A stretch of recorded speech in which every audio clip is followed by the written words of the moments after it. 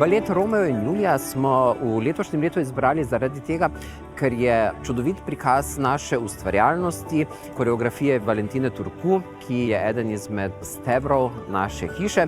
Hkrati pa je to zgodba, ki jo vsi poznajo in ki nagovori tako mlado kot staro. Guys, Jon, we are starting. Please, let's squeeze the first act without stop, with no mistakes, with the full quality of the movement, with the full presence. Concentrate, let's take it from the beginning. Invitation. Izzivi so vsako leto, bom rekel, dodatni, novi, kar je res mogoče največji izziv, je v tem primeru vreme.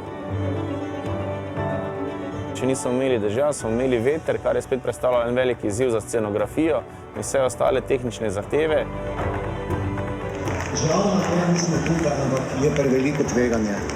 Hvala lepa in lep večer naprej. Jutri se vidimo. Vloga Mestne občine Maribor v vseh takih velikih mestnih dogodkih je, da pomaga koordinirati vse deležnike.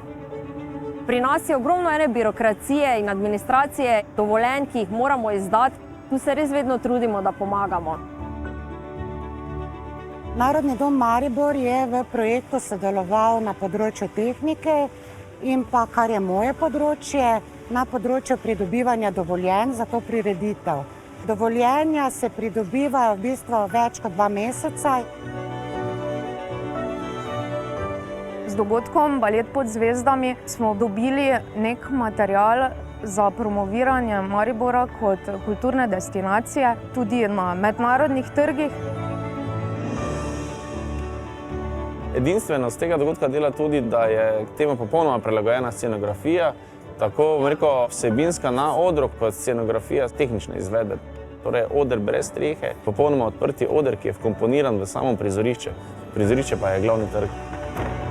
Smo zelo veseli, da je ta dogodek tako gromozanski in tako lep, da podpira imidž mesta in trditev, idejo, celo mesto je oder.